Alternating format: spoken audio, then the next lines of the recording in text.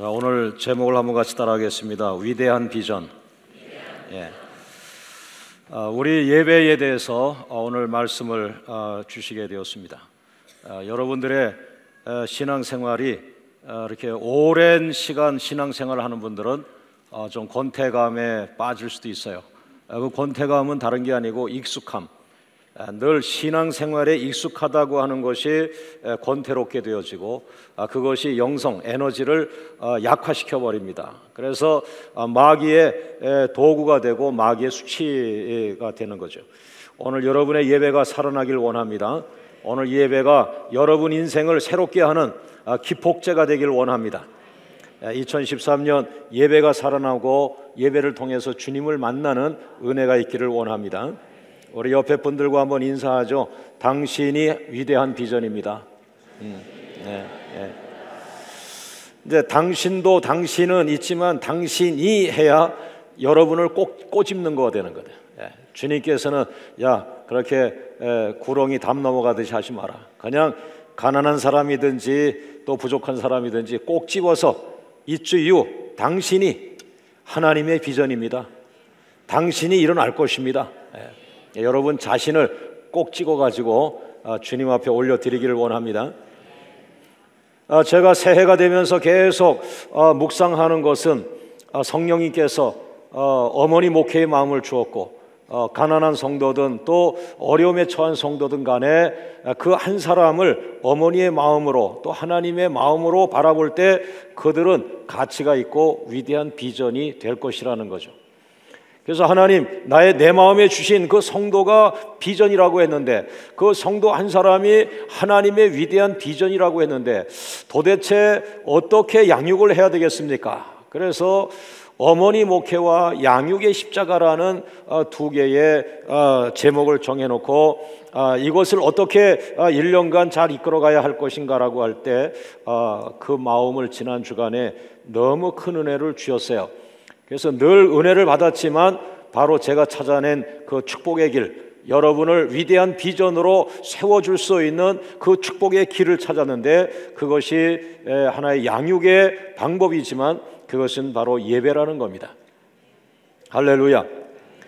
이미 하나님께서 우리 교회에 700일 예배를 주셨는데 저는 그것을 700일 기도라고 계속 기도의 은혜를 입었기 때문에 그러나 앞으로 21주년을 맞이하면서 700일 기도는 남아있는 기간을 700일 예배로 바꾸어서 물론 지금도 그렇게 하고 있습니다만은 700일 예배로 바꾸어서 날마다 예배 축제가 되기를 원하며 그 예배를 통해서 예수님을 만나기를 원하고 예수님을 만나면서 그 사람이 위대한 비전으로 변화되기를 원합니다. 그 700일 예배 동안에 우리가 너무 길다 하지만 그렇지 않아요. 월, 화, 수, 목, 금 요일마다 특성화 예배를 새롭게 만들어서 그 예배에 대통령이 와 있다면 우리가 안 오겠습니까? 그러나 더 높으신 하나님께서 그 예배에 함께 하실 때 정말 그것은 그냥 될 것이 아니다. 하나님의 은혜가 넘칠 것이라는 거죠. 할렐루야. 그래서 모든 성도가 예배를 통해서 하나님의 비전으로 발견되어지기를 원합니다. 그래서 오늘 저는 예배가 인생의 기폭제가 되어야 된다. 하나님 이 예배에서 실패하면 우리의 신앙생활은 그냥 전통적인 신앙이 되고 율법에 눌려버리는 신앙이 됩니다. 이 주일 예배마다 왜 주일날 예배를 드리겠어요? 안식일에 모이던 유대교가 주일로 예배를 바꾼 이유는 주일은 부활의 주님을 생각하는 것이라는, 주님이 부활하신 것처럼 오늘 이 예배에 주님이 부활하셔 나타나기를 원합니다. 그래서 일주일에 한 번씩 부활의 주님을 체험하고 부활의 주님의 생명력을 먹고 여러분의 가정을 변화시키고 여러분의 기업과 직장을 변화시키는 살아있는 비전이 되기를 주의 이름으로 축원합니다. 그런 의미에서 볼 때에 오늘 이 본문은 맹인 바디메오라는 사람이 예수님을 만나서 대화하고 병고침을 받는 것이지만 저는 이 짧은 본문을 통해서 아름다운 예배의 완성된 예배의 모습을 보게 되었습니다. 제 마음에서 계속 감동이 일어납니다. 이 본문은 아름다운 예배다, 아름다운 예배다. 우리는 수천 명이 모여 드리는 예배를 늘 생각하지만 여러분이 혼자서 남편과 아이들이 외출했을 때 여러분이 혼자서 여러분의 그 거실에서 방석을 깔아놓고 성경을 읽고 혼자 찬양하고 혼자 예배한다고 생각해 보세요. 오늘 이 본문이 여러분에게 도움이 될 줄로 믿습니다. 혼자 드려도 예배는 예배거든요. 할렐루야. 자, 그러면은 여러분의 인생의 기폭제가 될 수 있는 살아있는 예배는 어떤 것이냐? 첫 번째 따라합니다. 예배는 만남이다. 예배는 인카운터이다. 만남이라는 걸 영어로 인카운터, 만났다는 거거든요. 근데 이것이 바로 이 예배의 초점이라는 거예요. 그래서 예배는 형식이냐, 예배는 전통이냐, 예배는 제도냐, 예배는 죽은 제사와 같은 거냐? 아니라는 거예요. 예배는 살아계신 주님을 만나는 것이요. 할렐루야. 그래서 누가복음 18장 35절에서 36절 말씀 보면은 여리고를 가는 길목에 한 맹인이 이렇게 길에서 도움을 청하고 있었다는 거예요. 맹인 노숙자와 같다고 볼 수 있는데, 이 사람이 앉아서 있는데 사람들이 막 지나가면서 웅성웅성해서 이 사람이 앞을 보진 못하니까 무슨 일입니까? 무슨 일입니까? 라고 했을 때 전혀 생소한 단어가 하나 들어왔어요. 나사렛 예수입니다. 나사렛 예수께서 지나가십니다. 예수님이 지금 당신 앞을 지나가십니다. 그러니까 예수님이라는 말을 할 때에 하나님이 택한 백성인지 이 맹인 노숙자의 가슴에 뜨거운 감동이 오면서 그냥 숨이 막힐 것 같으면서 바로 그 주님을 만나야 되겠다고 하는 뜨거운 감동이 일어나게 되었습니다. 오늘 여러분들이 예배를 향하여 달려올 때마다 난 오늘 예배를 통해서 예수님을 만나야지 하는 뜨거운 감동이 일어나기를 원합니다. 오늘 주일날 새벽부터 여러분의 마음속에 감동이 일어나기를 원합니다. 구름처럼 솔솔 피어오르던 그 작은 감동이 여러분을 삼킬 정도로 뜨거운 감동이 되어서 주님, 오늘 주님을 만나기를 원합니다. 하나님, 오늘 예배 시간에 주님을 만나기를 원합니다. 할렐루야. 바로 그 맹인은 누가복음 18장 35절에 마가복음 10장 46절에 정확하게 이름도 나오죠. 맹인 거지 바디메오라고 나와 있습니다. 여러분, 여기서 이 맹인, 한 사람의 맹인은 누굴 가리킵니까? 이 시대의 성도들을 가리킬 수 있습니다. 다시 말하면 하나님의 비전입니다. 그러나 예수님을 만나지 못한 성도는 오늘 이 노숙자와 같이, 이 맹인과 같이 생명력 잃어버린 사회의 저 어두운 곳에서 가치 없는 삶을 살아가고 있다는 것입니다. 그러나 창조주 예수님이 지나가면서, 하나님 되시는 예수님이 지나가면서 그 버려져 있는 깡통, 버려져 있는 깨진 항아리 같은 그런 인생을 어떻게 해요? 예수님이 만나면서 위대한 비전으로 바꿔주신다는 거죠. 오늘 예수님께서 저 끝에서부터 저 끝에까지 지나가시면서 여러분 앞에서 서시기를 원합니다. 여러분 앞에서 예수님 발걸음이 멈추길 원합니다. 그러면서 여러분의 깨진 항아리 같은 인생을 축복하길 원합니다. 여러분의 깨진 이름을 불러주시길 원합니다. 여러분의 상처투성이의 이름을 불러주실 때에 예수님을 만나는 순간에 재창조되길 원합니다. 새로 빚어지길 원합니다. 할렐루야. 놀라운 사실은 예배자의 조건이 없다는 것입니다. 저는 열린예배라는 말을 많이 들었고 또 많이 했습니다. 열린예배라고 하는 것은 형식에 붙잡혀 있지 아니하고 하나님께 찬양함으로 나간다라고 하는 열린 의미를 우리가 가지고 있지만, 저는 이 본문을 보면서 진정한 열린예배는 무엇입니까? 문이 열려 있는 거예요. 죄인에게 열려 있어요. 병자에게 열려 있어요. 가난한 자에게 열려 있어요. 어린아이에게 열려 있어요. 할아버지에게 열려 있어요. 누구든지 예배를 참여할 수가 있어요. 그것이 열린 예배가 아니겠습니까? 이사야 55장 1절 말씀에 오라 너희 모든 목마른 자들아 물러나오라, 돈 없는 자도 오라. 아마 그때도 돈 했던가 봐요. 그래서 이사야 선지자가 돈 없는 자도 오시오, 이렇게 성경을 기록했습니다. 너희는 와서 먹되 돈 없이 값 없이 와서 포도주와 젖을 사라. 여러분, 예배는 가난한 이도 올 수 있는 것이요, 부유한 자도 올 수 있는 것이요, 예배에는 조건이 없는 것입니다. 바로 오늘 여러분들은 예배자입니다. 우리 옆 사람과 인사합니다. 잘 오셨습니다. 예. 다시 한번 당신이 예배자입니다. 주님은 당신의 예배를 받으십니다. 할렐루야. 우리 하나님 감사합니다. 하나님 감사합니다. 우리를 예배자로 불러주심을 감사합니다. 우리를 예배자리에 불러주신 하나님을 찬양합니다. 할렐루야. 그러나 예배는 하나님의 일방적인 축복만 있는 것이 아니라 예배자의 노력이 있어야 합니다. 여러분, 성경의 병 고침을 보면 예수님께서 지나가다 그냥 병을 고쳐준 경우도 많이 있지만 그 병자에게 요구하는 것들이 간간히 있습니다. 믿음을 요구하신다든지 어떤 희생을 요구하신다든지. 그렇죠? 오늘 이 본문만을 본다면 이 맹인 바디메오가 예수님을 만나기 위해서 나가는데 세 가지의 모습을 우리에게 보여주고 있어요. 그래서 최소한 여러분과 제가 예배를 드릴 때에 최소한 이 세 가지 마음을 가슴에 준비하고 예배의 자리로 나가면 좋겠다는 것입니다. 38절과 39절인데요. 맹인이 외쳐 이르되 다윗의 자손 예수여 나를 불쌍히 여기소서, 이렇게 말했습니다. 여러분, 첫 번째 이 맹인 바디메오의 예배자로서의 그 마음에 준비한 것이 뭡니까? 경외함이라는 거예요. 경외함.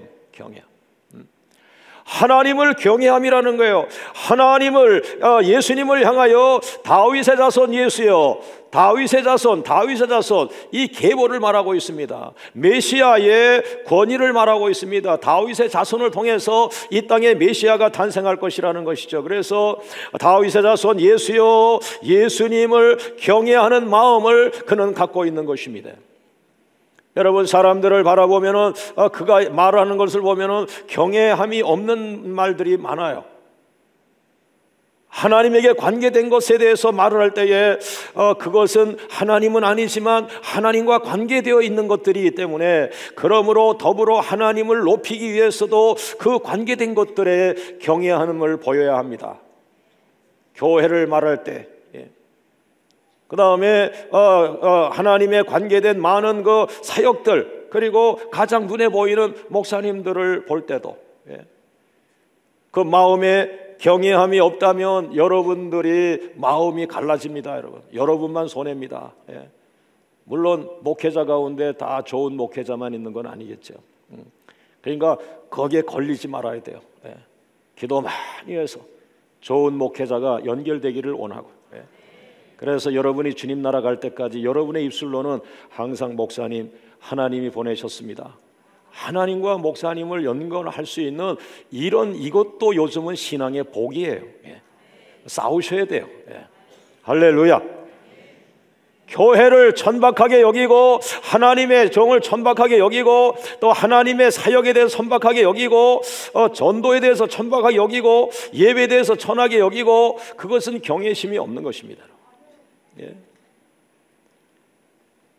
여러분, 시편 5편 7절에 보면은 오직 나는 주의 풍성한 사랑을 힘입어 주의 집에 들어가 주를 경외함으로 성전을 향하여 예배하리이다. 그래서 예배자의 가슴에 항상 기본으로 갖고 있어야 하는 것은 경외함이라는 거죠. 예배는 하나님을 경외하는 자가 하는 거죠.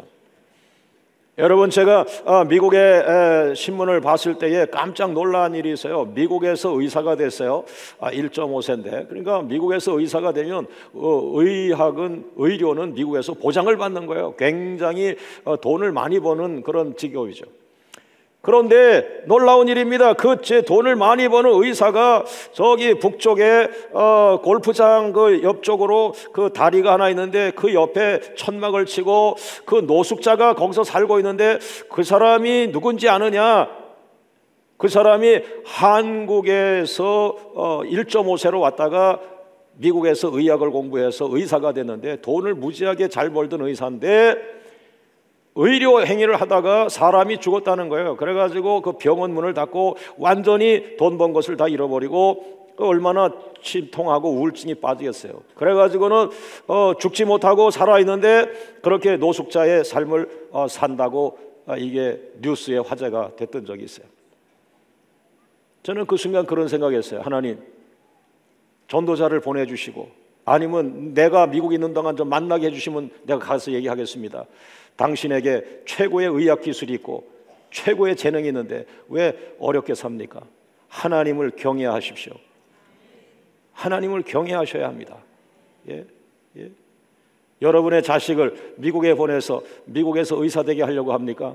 돈 때문에? 하나님의 경외심을 빼놓고 안 됩니다. 예? 하나님의 경외하는 마음이 우리 가운데 있지 아니하면 오래 못 갑니다. 예? 그래서 솔로몬이 우리들에게 말하고 있습니다. 하나님을 경외하는 것이 모든 지식의 근본이라고 하고 있습니다.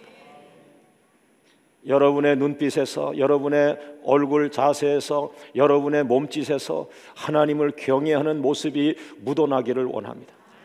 할렐루야, 할렐루야. 작은 두 번째로 겸손함입니다. 나를 불쌍히 여기소서. 다윗의 자손 예수여 나를 불쌍히 여기소서. 나를 불쌍히 여기소서라고 하는 것은 겸손을 표현합니다.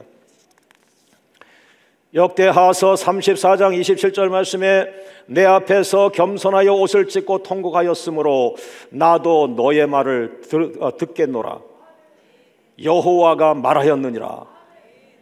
이스라엘의 교만한 왕이 하나님 앞에 엎드렸어요. 겸손해졌어요. 그러니까 주님 하나님이 말씀했어요. 네가 내 앞에서 겸손해졌으므로 내가 네 말을 응답하겠다. 이렇게 표현했어요.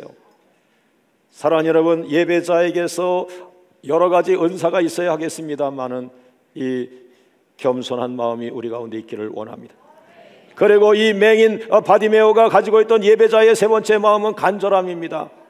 예수님이 오신다는 말씀을 듣고 예수님을 만나야지 하는 그 열망으로 38절 말씀에 맹인이 외쳐가로되 다시 말하면 통성으로 기도하면서 예수님 나를 만나주세요, 예수님 나를 만나주세요라고 했을 때 39절에 야 조용히 해, 시끄러운 사람이 우리 주변에 나타나서 이 사람은 왜 시끄럽게 우리 신앙을 방해해, 조용하고 인격적이어야지, 너무 나댄다, 너무 시끄럽다. 이럴 때에 이 바디메오는 거기서 멈추지 아니하고 39절에 더욱 크게 소리질러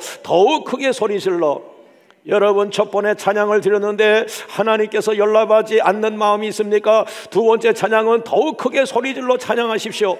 더욱 크게 하나님을 부르십시오. 할렐루야, 할렐루야. 오늘 우리 호산나 찬양대에 찬양을 드리는데 정말 예전에도 늘 충만했던 분들이지만 오늘은 한 분 한 분이 그 찬양이 자기의 신앙의 고백처럼 막 주먹을 쥐고 정말 눈빛을 강하게 보내면서 의지를 불태우면서 찬양하는 그런 모습들을 보면서 하나님, 저것입니다. 저것이 간절함입니다. 저 간절한 열망이 하나님께 올라가길 원합니다. 저 찬양이 하나님을 기쁘게 하길 원합니다. 하나님께서 흠양하시는 찬양이 된 줄로 믿습니다. 사랑하는 여러분, 예배를 통해서 예수님을 만나시기를 원합니다. 인생의 기폭제가 되기를 원합니다. 저도 그 인카운터라는 말을 상당히 마음에 간직하는데요. 인카운터라는 공동체 훈련에 대해서 최근에 한국교회에 이곳저곳에서 인카운터라는 말을 많이 쓰고 이제 영어니까요. 우리말로 하면 만남이라는 건데 영어로 하는데 인카운터가 이 만남이라는 정도로 번역이 되는 것이 아니라 이 성령 운동하는 그룹이 인카운터 해야 된다. 성령 기도하다가 성령의 불을 만나야 된다. 성령의 능력을 받아야 된다. 성령과 빡빡치게 해서 내가 깨어나야 된다. 내가 그 충격을 받아서 다시 일어나야 된다. 이런 의미의 인카운터 공동체 훈련이 한국 곳곳에서 이루어지고 있습니다. 그것은 조용한 기도원에 들어가서 그 사람들은 이번에는 인카운터 해야 돼, 예수님을 만나야 돼, 성령을 만나야 돼. 그러므로 시계를 풀고 들어가자, 전화기 반납하고 돌아가자, 세상과 단절하고 돌아가자. 그리고는 기도에 전념하자, 말씀에 전념하자, 예수님을 사모하자, 성령을 사모하자. 이렇게 해서 2박 3일 동안 집회하면서 10시간의 집회, 10시간의 기도를 통해서 하나님, 내가 예수님을 만나길 원합니다, 성령을 만나길 원합니다라고 하는 목표를 가지고 들어가는 것이 인카운터 공동체 훈련인데, 놀랍게도 오늘 우리가 늘상 드리는 예배 시간에 예수님은 만나 주기를 원하고 있다는 것입니다. 여러분, 이 아름다운 예배마다 예수님을 만나는 인카운터의 축복이 있기를 주의 이름으로 축원합니다. 할렐루야, 할렐루야. 두 번째 따라합니다. 예배는 교통하십니다. 이제까지 우리는 기도도 일방적이고 예배도 일방적으로 우리는 드렸다는 것이죠. 다시 말하며 기도를 2시간 하는데 정신없이 쉬지 아니하고 방언으로 기도하고 그 다음에 사실 그 방언으로 기도하는 게 방언을 통역이 된다면은 그 방언의 내용 중에는 대화 내용이 있는데 불구하고 우리는 그냥 그 통역을 못하니까 그럼 막 그냥 일사천리로 고하는 교회 기도로 달려간다는 것이죠. 여러분한테 여러분 자식이 와가지고 학교 끝나고 와가지고 엄마 그런데 말이지 그러므로 그래서 그러니까 그런데 하면서 2시간을 자기 얘기를 쏴댄다면은 엄마가 첫 번에는 받아줘도 둘째 날 셋째 날부터는 아마 엄마가 그 아이를 교육을 시키든지 엄마가 정신병이 걸리겠다 이럴 수도 있어요. 우리는 날마다 주님 앞에 와서 2시간, 3시간, 어떤 분은 7시간 그냥 주님을 향하여 다다다다다다 우리는 그렇게만 해서 일방적 기도, 일방적 예배만 드리고 갑니다. 그러나 오늘 본문을 보면서 야, 참 놀랍구나. 예배는 예수님을 인격적으로 만나는 것이구나. 인격적으로 만난다는 것은 이런 내용이구나. 예배는 일방적이 아니라 교통하심이구나. 주님이 물으시고 예배자가 답하고 주님이 축복하고 예배자가 받고 할렐루야. 자, 누가복음 18장 40절과 41절 말씀 보면서 예수님께서 머물러 서서 명하여 데려오라 하셨더니 그가 가까이 오매 물어 이르시되 41절 내가 네게 무엇하여 주기를 원하느냐 이르되 주여 보기를 원하나이다. 사랑하는 여러분, 이 본문에서 예수님이 일방적으로 말씀하지 않았습니다. 일방적으로 임하여서 안수하고 가지 않으셨습니다. 예수님께서 그 예배자 그 바디메오를 향하여 묻습니다. 내게 무엇하여 주기를 원하느냐? 소원이 무엇이냐고 물었어요. 그랬더니 예배자 되는 맹인 노숙자가 대답을 합니다. 내 소원은 보는 것입니다. 여러분, 저는 이 본문을 통해서 야, 이것이 어머니 목회의 핵심일 수도 있겠다. 어머니 목회가 무엇입니까? 사랑하는 성도들의 소원이 뭔지를 묻는 거예요. 대화가 절단됐어요. 목사가 일방적으로 말씀을 선포하고 기도하고 축복하고 안수하고 가세요라고만 했지 그 성도의 마음속에 가지고 있는 그 하기를 원하는 소원을 한번 물어보지 못했대. 대화입니다. 그럼 부부지간에 여보 당신 나이가 50이 됐는데 당신은 요즘에는 소원이 뭐야? 남편이 한번 물어볼 수 있는데 애들 때문에 못 물어본 거지. 그러다가 병원에 입원한 다음에 왜 이렇게 됐어? 그러니까 부인이 뭐라 그래? 진작 물어보지. 다 썩어서 죽게 된 다음에 와가지고 그건 뭐 저나 우리 한국의 남자들은 대동소이한 그런 모습일 거예요. 왜냐하면 남자들은 그 시간에 더 나가서 돈 벌어가지고 아내와 자식에게 기쁨을 준다는 그 일념이 있는 거죠. 그러나 행복은 대화를 빼놓고는 될 수가 없다는 거예요. 제가 오늘 이 설교를 준비하면서 우리 장로님들에게 제가 헌신하시는 모습만 봤지 장로님 그 마음의 소원은 뭐예요? 이렇게 인격적, 훈훈한 인간적 대화를 못했다는 게. 그런데 바로 우리가 그 예배를 그냥 마구잡이로 하나님께 영광, 하나님께라고 일방적으로 몰아붙이면서 우리가 너무 일방적인 예배를 신앙을 요구하고 가지 않았는가. 하나님은 인격적인 분이신데. 여러분, 미국 사람이 한국 아이들이 영어 할 때 한국 아이들은 입만 열면 하이, 안녕하세요, 하이 그랬다는 거예요. 그러니까 북한 어린이를 봤는데 북한 어린이는 hands up, 손들어, 김일성 앞에 손들어. 예배로 돌아와서 예배를 하나님의 영광을 위한다고 하는 이것은 변함이 없습니다. 100% 그렇게 해야 됩니다만은 하나님은 살아계신 분이라는 거예요. 하나님은 훈훈한 인격적 존재라는 거예요. 여러분이 어디가 아픈지를 알고 계시며 또 여러분이 소원이 무엇인지를 물으시는 분이라는 거죠. 할렐루야. 더 놀라운 사실은 마태복음 15장 28절에 예수님께서 가나안 땅에 살고 있는 한 여자 어머니에게 그 소원이 뭐냐 그랬더니 내 딸이 병에서 낫는 겁니다 라고 했을 때 창조주 예수님께서 뭐라 그랬어요? 그 평범한 한 인격적 존재를 향해서 내 소원대로 되리라. 여러분, 하나님은 말씀으로 우주를 창조하신 분이지만 하나님께서는 이 거대한 역사를 주관하시는 역사의 주권자이지만 여러분과 저처럼 보잘것없는 한 존재를 향하여 개인적인 관심을 갖는다는 거죠. 네 소원이 무엇이냐고 묻는다는 거죠. 얼마나 훈훈한 인격적 아버지십니까? 할렐루야. 오늘 이 사실을 통해서 저는 조금 더 발전을 시켰습니다. 그렇구나. 예배를 통해서 우리가 하나님과 교통한다고 하는 것을 기억해야 돼요. 무엇입니까? 예수님은 그 맹인을 만났습니다. 그 맹인도 예수님을 만났습니다. 인카운터가 됐습니다. 우리가 생각하는 대로 성령의 능력 집어 던져가지고 가서 전도하고 선교해라 그리고 빨리 가라 이런 개념의 인카운터가 아니라 오늘의 인카운터는 인격적인 훈훈한 인카운터라는 거예요. 그러면서 예수님께서 맹인 노숙자의 소원이 무엇인지를 알게 되었다는 거예요.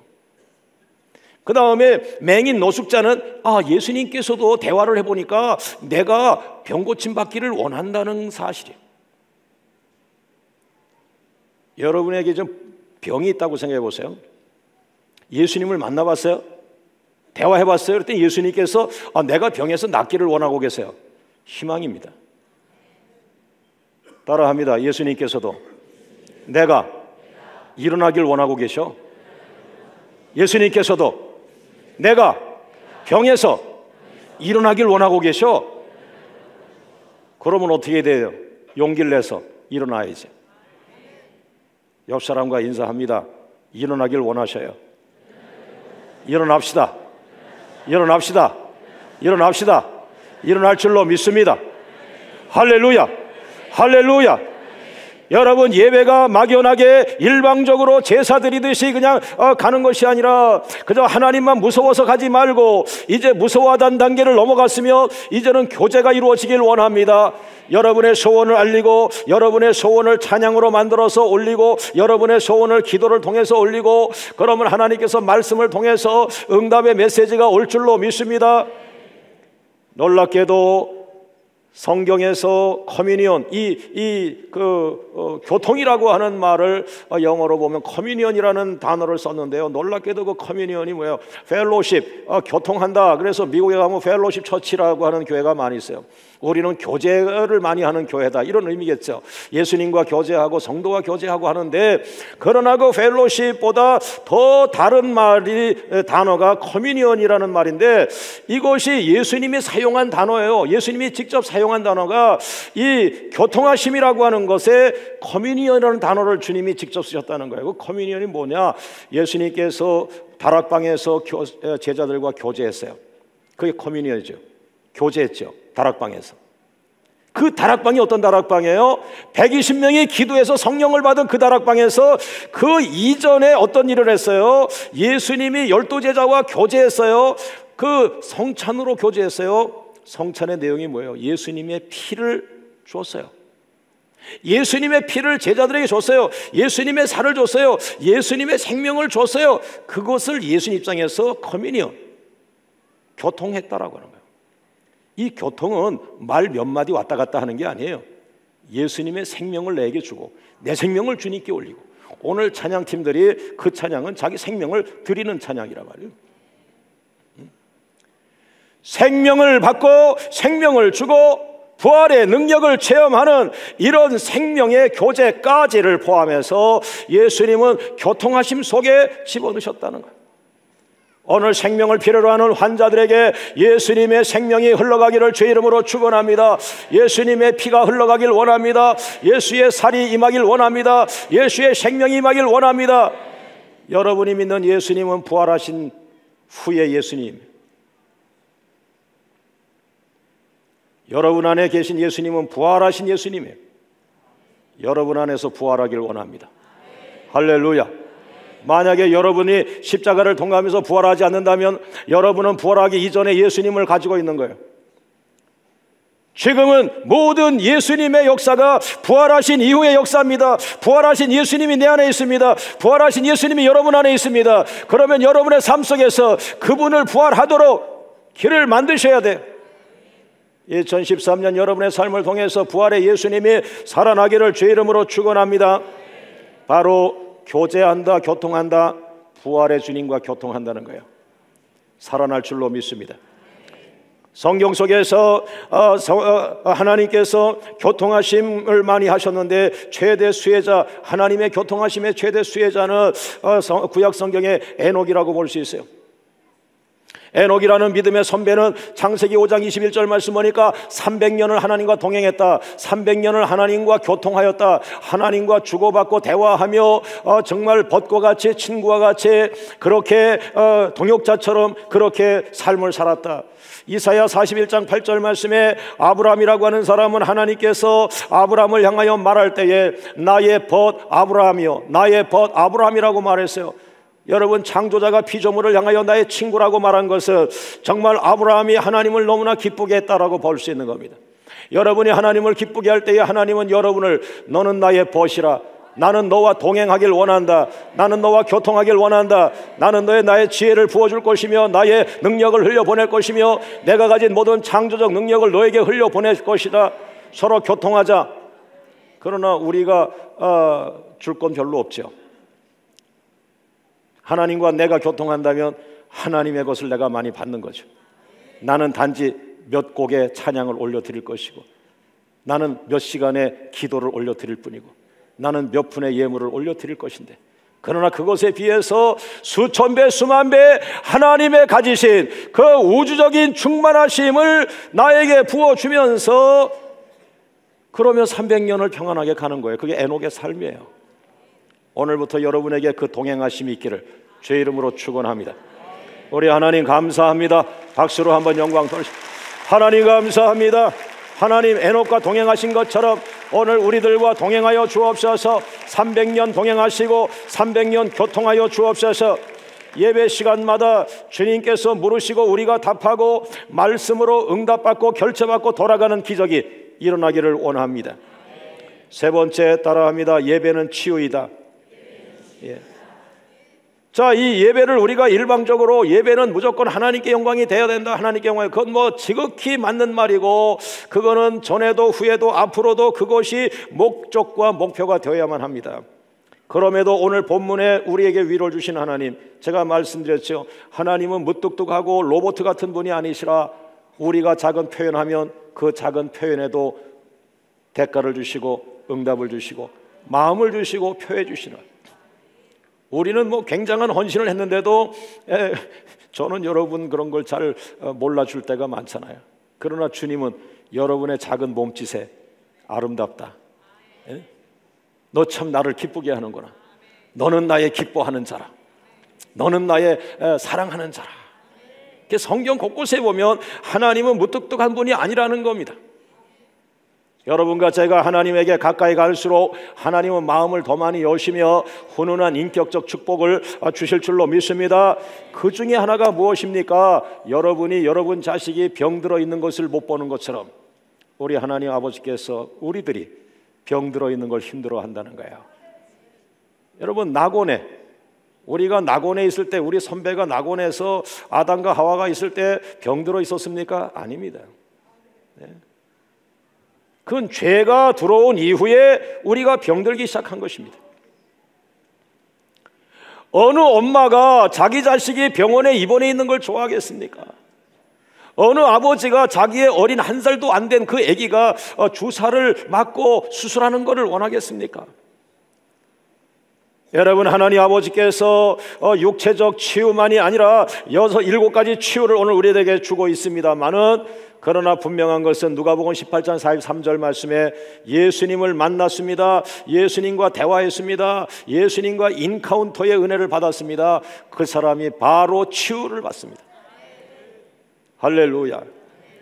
곧 보게 되었다. 곧 즉시 예수님을 만나서 예수님이 내 믿음이 너를 구원하였다 인정하는 순간에 그 사람의 고질적인 병이 고침을 받게 되었다는 것입니다. 여러분, 저는 여기에서 우리 피조물 입장에서 볼 때에 예배의 고마움을 꼭 얘기를 해야 되겠다. 하나님만 즐겁기 위해서 우리에게 예배를 드리라고 한 것이 아니라 우리에게 작은 보너스 조금 주시는데 그 작은 보너스가 우리 인생을 변화시키는 기폭제 같은 역사를 일으킵니다. 할렐루야. 네. 그러면 오늘 저는 이 바디메오가 예수님을 만남으로 인해서, 예수님을 경배함으로 인해서 그가 고침을 받는데 그 치유를 7가지로 여러분에게 나누기를 원합니다. 첫 번째는 치유의 기본입니다. 치유의 기본적 단계는 뭡니까? 따라하죠. 육체적인 치유. 할렐루야. 어떤 분들이 간간히 신학자들에게 질문할 때에 예수님의 은혜로 병도 고칩니까? 라고 하는 질문을 가끔 하는 것 같아요. 그러나 하나님께서 우리에게 좋은 병원을 주었고 좋은 의사들을 허락했습니다. 좋은 제약 회사들을 세워줬고, 그러나 그럼에도 불구하고 그 인간의 노력, 의학의 한계가 있어 그 틈바구니에서 생명을 잃어버리는 많은 사람들이 있지 않습니까? 정말 하나님께만 가야 살아날 사람들이 있다면 생명은 하나님의 것입니다. 여러분, 기계를 만들었습니다. 기계를 이 사람 저 사람 못 고칩니다. 그러나 그 기계를 처음으로 만든 그 사람에게 간다면 그 기계의 내용을 너무 잘 알 것입니다. 여러분이 어디가 아픈지 여러분을 만드신 창조주는 그냥 얼굴만 보면 아시지 않겠습니까? 육체적 치유입니다. 예. 오늘 이 환자가, 이 바디메오가 육체적으로 고침받은 것처럼 오늘 광명의 모든 식구들이 첫째로 육체의 치유가 일어나기를 주의 이름으로 축원합니다. 여러분의 정신적인, 육체적인 질병들이 고침을 받길 원합니다. 심지어는 암을 수술했는데 더 이상 잘 되었어야 하는데 전이가 돼가지고, 그러나 이제 전이 된 이후에는 수술을 할 수 없습니다. 당신에게는 수술은 불가합니다. 이제는 하나님의 뜻을 기다리십시오라고 하는 환자도 우리 교회에 있습니다. 그러나 2부 예배 때 우리는 용기를 내서 주님 앞에 기도했습니다. 제가 왜 용기를 내서 기도했을까요? 오늘 이 본문에서 이 맹인 바디메오가 뭘 깨달았어요? 예수님과 대화해 보니까 내가 낫기를 원하신다는 예수님 마음을 알게 된 겁니다. 할렐루야. 저는 여러분들이 일어나기를 원합니다. 여러분들이 병 고침 받길 원합니다. 여러분이 죽을 병에서 고침 받는 그것을 주님이 원하신다는 것입니다. 내 소원대로 되리라. 내가 원하는 대로 되리라. 할렐루야. 할렐루야. 용기를 내서 기도하십시오. 용기를 내서 다시 한번 일어나십시오. 첫 번째 치유가 무엇이라고요? 육체 치유입니다. 두 번째 치유는 이 영적인 치유입니다. 로마서 8장 11절 말씀에 그의 영으로 말미암아 너희 죽을 몸도 다시 살아나리라. 죽은 자 가운데서 살리신 예수님을 만날 때 이런 영적인 은혜가 일어나는 것입니다. 여러분, 저는 아주 딱딱한 장로교 목사였습니다. 영적으로 풍요하지 않은 목사였습니다. 그러나 기도를 깊이 하면서 성령께서 교통하여 주시는 은혜가 얼마나 큰지, 이 딱딱한 장로교 목사, 영적으로 아주 배가 고팠던 그런 목사가 이제는 변화되었습니다. 영적으로 풍요해지고 있습니다. 영적으로 은혜가 넘치고 있습니다. 영적으로 기름 부으심이 넘치고 있습니다. 오늘 여러분의 영적 생활에 은혜가 넘치기를 주의 이름으로 축원합니다. 할렐루야. 세 번째, 부활의 예수님을 만나는 순간에 부활의 치유, 부활의 축복이 임하는 것입니다. 요한복음 11장 23절 말씀에 예수께서 이르시되 내 오라비가 다시 살아나리라 그랬어요. 네 번째는 재창조의 축복을 여러분에게 드리려고 합니다. 여러분, 저 사람이 병에서 고침받았다, 우린 그걸 치유의 전부라고 보잖아요. 아니에요. 그 육체 치유예요. 1단계예요. 내가 간암이었다, 눈물을 흘려 기도했더니 하나님이 간암을 고쳐줬다라고 하면 완전한 치유가 아니고 이거는 1단계 축복이라는 거예요. 그 다음 2단계, 3단계, 4단계를 주시기 위해서 병을 주시지 않았느냐. 나를 병 때문에 눈물을 흘려 기도하게 해서 내 영혼이 살아나고 내 영안이 열리고 믿음의 사람이 되고 부활의 주님을 만나고, 여러분, 부활의 주님을 만난 바디메오는 부활의 역사가 일어나는 것입니다. 창조주 예수님을 만나면 창조의 역사가 일어나는 것입니다. 놀라운 치유가 깨달아지는 거예요. 육체적 치유는 1단계고, 그렇게 기도 많이 하더니 육체 치유를 받았구나, 병고침 받았구나, 그것은 1단계고, 병고침 받느라고 기도하다 보니까 뭐예요? 영안이 열려서 영성이 충만해진 거예요. 영적으로 치유가 된 거예요. 세 번째, 열심히 부활의 주님을 찾더니 부활의 주님을 만나는 순간에 부활의 능력이 이 사람을 덮기 시작하는 거예요. 여러분, 죽어도 살아나는 것, 죽어도 다시 일어나는 것, 그게 부활입니다. 네? 오늘 여러분에게 그 주님이 나타나기를 주의 이름으로 축원합니다. 그리고 놀랍게도 창조주 예수님이 나와 만나준다면, 그 창조주 예수님이 나와 만나준다면, 예수님은 한 분이지만 사역이 다르잖아요. 창조하실 때의 예수님은 창조 예수님이고, 부활할 때 예수님 부활의 예수인데, 나와 만나준, 지금 이 시간 이 예배를 통해서 만나주신 그 예수님은 창조주 예수님으로 나를 만나준다면 내 안에 어떤 복이 있어요? 치유의 단계가 1단계, 2단계, 3단계, 4단계 올라가면서 네 번째 치유의 단계, 재창조의 축복이 나요. 고린도후서 5장 17절 말씀에 누구든지 그리스도 안에 있으면 새로운 피조물이라. 이전 것은 지나갔으니 보라 새 것이 되었도다. 새 것이 되었도다. 새 것이 되었도다. 새 것이 되었도다. 새 것이 되었도다. 새 것이 된다는 건 창조주밖에 할 수 없는 거예요.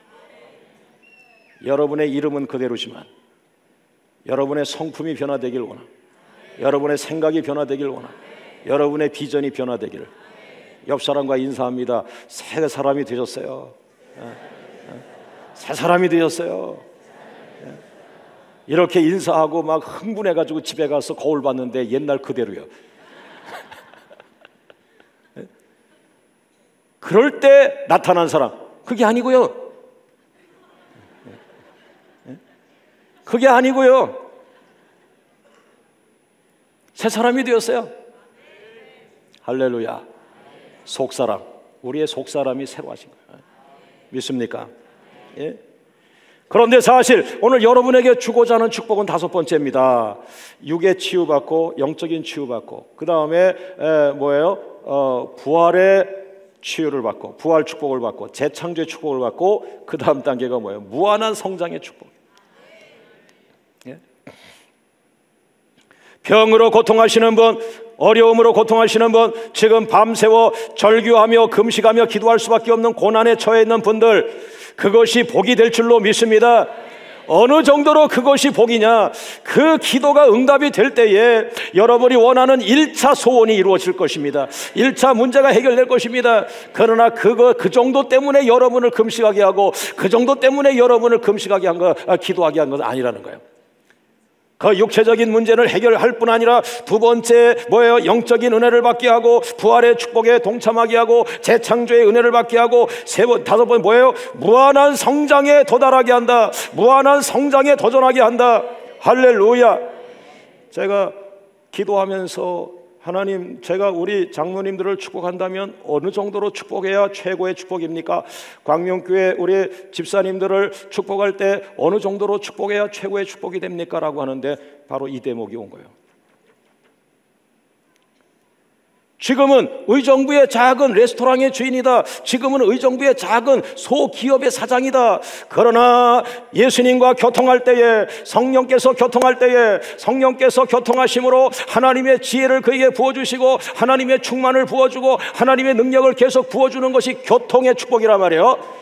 계속 그런 은혜가 있다면 그는 의정부 땅에서 작은 가게를 하고, 의정부 땅의 작은 소기업의 사장이지만 하나님이 그에게 계속 교통하시고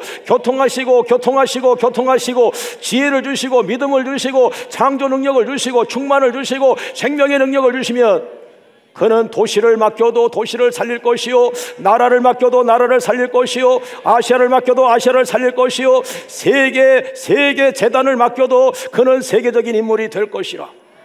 야, 무한한 성장, 무한한 성장. 움직이세요. 다시 도전하세요. 더 성장하셔야 돼요. 더 성장할 수 있어요. 더 성장할 수 있어요. 주님이 맡겨주시기만 하면, 예수님과 교통하면서, 성령과 교통하면서, 기도 중에 성령의 지혜를 받고 창조의 능력을 받고, 이 교통이라는 건 은혜를 공급받는 거예요. 믿습니다. 믿습니다. 믿습니다. 믿습니다.